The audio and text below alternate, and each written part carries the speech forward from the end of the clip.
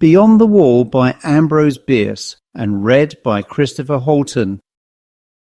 Many years ago, on my way from Hong Kong to New York, I passed a week in San Francisco. A long time had gone by since I had been in that city, during which my ventures in the Orient had prospered beyond my hope. I was rich and could afford to revisit my own country to renew my friendship with such of the companions of my youth as still lived and remembered me with the old affection. Chief of these, I hoped, was Mohan Dampier, an old schoolmate with whom I had held a desultory correspondence which had long ceased, as is the way of correspondence between men. You may have observed that the indisposition to write a merely social letter is in the ratio of the square of the distance between you and your correspondent. It is a law. I remembered Dampier as a handsome, strong young fellow of scholarly tastes, with an aversion to work and a marked indifference to many of the things that the world cares for, including wealth, of which, however, he had inherited enough to put him beyond the reach of want. In his family, one of the oldest and most aristocratic in the country, it was, I think, a matter of pride that no member of it had ever been in trade nor politics, nor suffered any kind of distinction. Mohan was a trifle sentimental, and had in him a singular element of superstition, which led him to the study of all manner of occult subjects, although his sane mental health safeguarded him against fantastic and perilous faiths. He made daring incursions into the realm of the unreal without renouncing his residence in the partly surveyed and charted region of what we are pleased to call certitude. The night of my visit to him was stormy. The Californian winter was on, and the incessant rain splashed in the deserted streets, or, lifted by irregular gusts of wind, was hurled against the houses with incredible fury. With no small difficulty my cabman found the right place, away out towards the ocean beach, in a sparsely populated suburb. The dwelling, a rather ugly one, apparently stood in the centre of its grounds, which, as nearly as I could make out in the gloom, were destitute of either flowers or grass. 3 or 4 trees, writhing and moaning in the torment of the tempest, appeared to be trying to escape from their dismal environment and take the chance of finding a better one out at sea. The house was a 2-story brick structure with a tower, a story higher at one corner. In a window of that was the only visible light. Something in the appearance of the place made me shudder, a performance that may have been assisted by a rill of rainwater down my back as I scuttled to cover in the doorway. In answer to my note apprising him of my wish to call, Dampier had written, "Don't ring, open the door and come up." I did so. The staircase was dimly lighted by a single gas jet at the top of the second flight. I managed to reach the landing without disaster, and entered by an open door into the lighted square room of the tower. Dampier came forward in gown and slippers to receive me, giving me the greeting that I wished, and if I had held a thought that it might more fitly have been accorded me at the front door, the first look at him dispelled any sense of his inhospitality. He was not the same. Hardly past middle age, he had gone grey and had acquired a pronounced stoop. His figure was thin and angular, his face deeply lined, his complexion dead white, without a touch of colour. His eyes, unnaturally large, glowed with a fire that was almost uncanny. He seated me, proffered a cigar, and with a grave and obvious sincerity assured me of the pleasure that it gave him to meet me. Some unimportant conversation followed, but all the while I was dominated by a melancholy sense of the great change in him. This he must have perceived, for he suddenly said with a bright enough smile, "You are disappointed in me, non sum qualis eram." I hardly knew what to reply, but managed to say, "Why, really, I don't know. Your Latin is about the same." He brightened again. "No," he said, "being a dead language, it grows in appropriateness. But please have the patience to wait. Where I am going, there is perhaps a better tongue. Will you care to have a message in it?" The smile faded as he spoke, and as he concluded he was looking into my eyes with a gravity that distressed me. Yet I would not surrender myself to his mood, nor permit him to see how deeply his prescience of death affected me. "I fancy that it will be long," I said, "before human speech will cease to serve our need, and then the need, with its possibilities of service, will have passed." He made no reply, and I too was silent, for the talk had taken a dispiriting turn, yet I knew not how to give it a more agreeable character. Suddenly, in a pause of the storm, when the dead silence was almost startling by contrast with the previous uproar, I heard a gentle tapping which appeared to come from the wall behind my chair. The sound was such as might have been made by a human hand, not as upon a door by one asking admittance, but rather, I thought, as an agreed signal, an assurance of someone's presence in an adjoining room.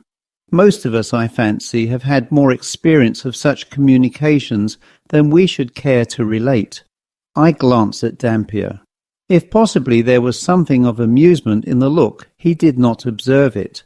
He appeared to have forgotten my presence, and was staring at the wall behind me, with an expression in his eyes that I am unable to name, although my memory of it is as vivid today as was my sense of it then. The situation was embarrassing. I rose to take my leave.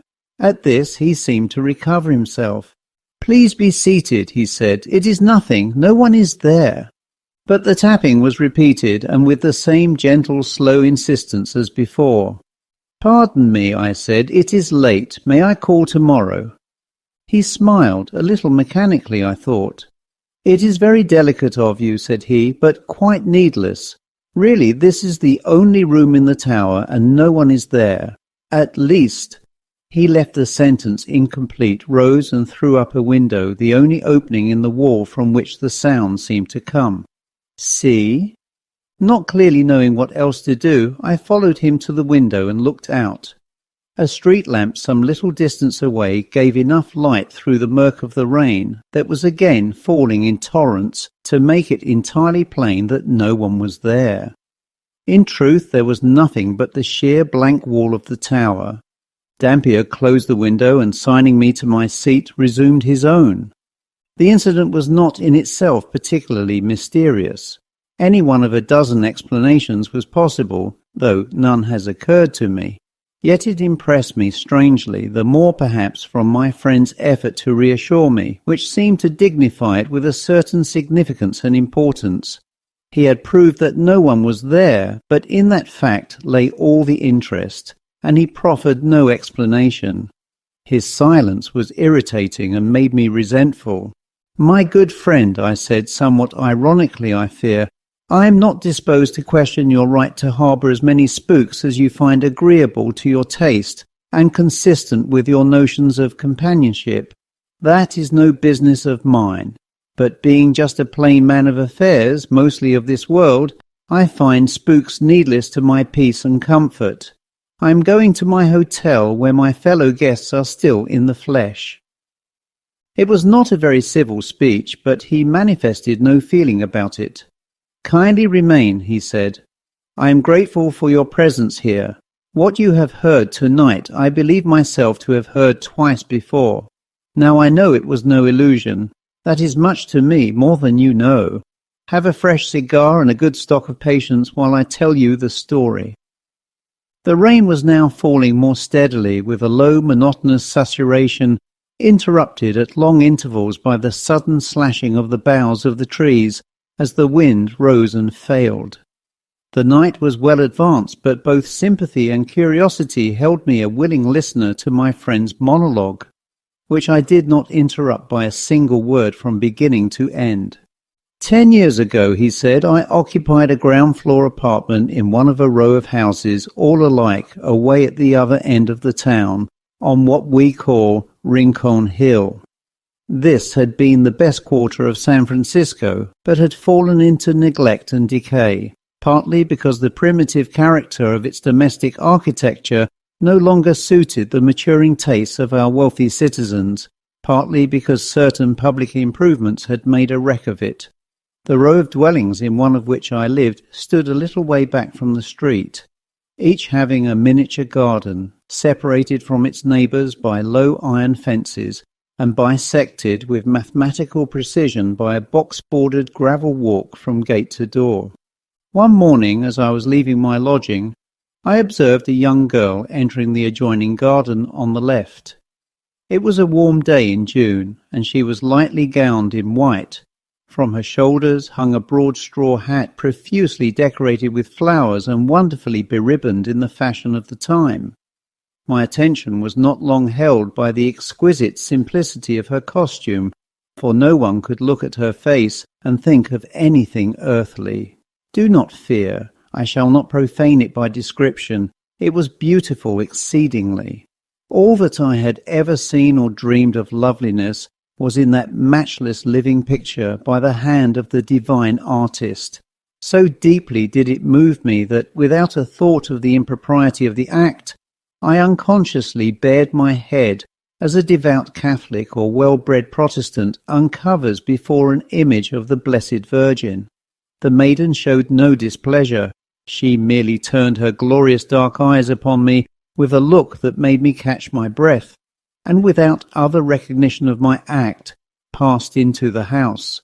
For a moment I stood motionless, hat in hand, painfully conscious of my rudeness, yet so dominated by the emotion inspired by that vision of incomparable beauty that my penitence was less poignant than it should have been. Then I went my way, leaving my heart behind. In the natural course of things I should probably have remained away until nightfall, but by the middle of the afternoon I was back in the little garden, affecting an interest in the few foolish flowers that I had never before observed. My hope was vain. She did not appear. To a night of unrest succeeded a day of expectation and disappointment, but on the day after, as I wandered aimlessly about the neighbourhood, I met her. Of course, I did not repeat my folly of uncovering, nor venture by even so much as too long a look to manifest an interest in her. Yet my heart was beating audibly. I trembled and consciously coloured as she turned her big black eyes upon me with a look of obvious recognition, entirely devoid of boldness or coquetry. I will not weary you with particulars. Many times afterward I met the maiden, yet never either addressed her or sought to fix her attention, nor did I take any action towards making her acquaintance. Perhaps my forbearance, requiring so supreme an effort of self-denial, will not be entirely clear to you. That I was heels over head in love is true, but who can overcome his habit of thought, or reconstruct his character? I was what some foolish persons are pleased to call, and others, more foolish, are pleased to be called, an aristocrat. And despite her beauty, her charms and graces, the girl was not of my class. I had learned her name, which it is needless to speak, and something of her family. She was an orphan, a dependent niece of the impossible elderly fat woman in whose lodging-house she lived. My income was small, and I lacked the talent for marrying. It is perhaps a gift. An alliance with that family would condemn me to its manner of life, part me from my books and studies, and in a social sense reduce me to the ranks. It is easy to deprecate such considerations as these, and I have not retained myself for the defence. Let judgment be entered against me, but in strict justice all my ancestors for generations should be made co-defendants, and I be permitted to plead in mitigation of punishment the imperious mandate of heredity. To a mésalliance of that kind, every globule of my ancestral blood spoke in opposition. In brief, my tastes, habits, instinct, with whatever of reason my love had left me, all fought against it. Moreover, I was an irreclaimable sentimentalist, and found a subtle charm in an impersonal and spiritual relation which acquaintance might vulgarize and marriage would certainly dispel. No woman, I argued, is what this lovely creature seems. Love is a delicious dream. Why should I bring about my own awakening? The course dictated by all this sense and sentiment was obvious. Honour, pride, prudence, preservation of my ideals, all commanded me to go away, but for that I was too weak. The utmost that I could do by a mighty effort of will was to cease meeting the girl, and that I did. I even avoided the chance encounters of the garden, leaving my lodging only when I knew that she had gone to her music lessons and returning after nightfall. Yet all the while I was as one in a trance, indulging the most fascinating fancies and ordering my entire intellectual life in accordance with my dream. Ah, my friend, as one whose actions have a traceable relation to reason, you cannot know the fool's paradise in which I lived. One evening the devil put it into my head to be an unspeakable idiot. By apparently careless and purposeless questioning, I learned from my gossipy landlady that the young woman's bedroom adjoined my own, a party wall between. Yielding to a sudden and coarse impulse, I gently rapped on the wall. There was no response, naturally, but I was in no mood to accept a rebuke. A madness was upon me, and I repeated the folly, the offence, but again ineffectually, and I had the decency to desist. An hour later, while absorbed in some of my infernal studies, I heard, or thought I heard, my signal answered. Flinging down my books, I sprang to the wall, and as steadily as my beating heart would permit, gave 3 slow taps upon it. This time the response was distinct, unmistakable. 1, 2, 3, an exact repetition of my signal. That was all I could elicit, but it was enough, too much. The next evening, and for many evenings afterward, that folly went on, I always having the last word. During the whole period I was deliriously happy, but with the perversity of my nature, I persevered in my resolution not to see her. Then, as I should have expected, I got no further answers. She is disgusted, I said to myself, with what she thinks my timidity in making no more definite advances, and I resolved to seek her and make her acquaintance, and what? I did not know, nor do I now know what might have come of it. I know only that I passed days and days trying to meet her, and all in vain. She was invisible as well as inaudible. I haunted the streets where we had met, but she did not come. From my window I watched the garden in front of her house, but she passed neither in nor out. I fell into the deepest dejection, believing that she had gone away, yet took no steps to resolve my doubt by inquiry of my landlady, to whom indeed I had taken an unconquerable aversion from her, having once spoken of the girl with less of reverence than I thought befitting. There came a fateful night, worn out with emotion, irresolution, and despondency. I had retired early and fallen into such sleep as was still possible to me. In the middle of the night some malign power bent upon the wrecking of my peace forever, caused me to open my eyes and sit up wide awake and listening intently, for I knew not what. Then I thought I heard a faint tapping on the wall, the mere ghost of the familiar signal. In a few moments it was repeated, 1, 2, 3, no louder than before, but addressing a sense alert and strained to receive it. I was about to reply when the adversary of peace again intervened in my affairs, with a rascally suggestion of retaliation. She had long and cruelly ignored me. Now I would ignore her. Incredible fatuity, may God forgive it. All the rest of the night I lay awake, fortifying my obstinacy with shameless justifications and listening. Late the next morning, as I was leaving the house, I met my landlady entering. "Good morning, Mr. Dampier," she said. "Have you heard the news?" I replied in words that I had heard no news, in manner that I did not care to hear any. The manner escaped her observation. "About the sick young lady next door," she babbled on. "What, you did not know? Why, she has been ill for weeks, and now—" I almost sprang upon her. "And now," I cried, "now what? She is dead." That is not the whole story. In the middle of the night, as I learned later, the patient, awakening from a long stupor after a week of delirium, had asked, it was her last utterance, that her bed be moved to the opposite side of the room. Those in attendance had thought the request a vagary of her delirium, but had complied.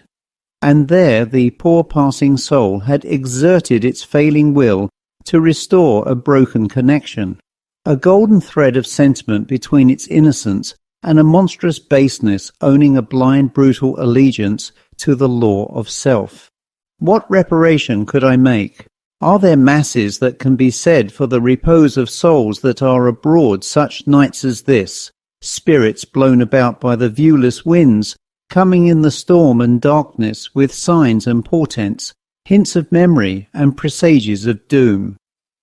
This is the third visitation. On the first occasion I was too sceptical to do more than verify by natural methods the character of the incident.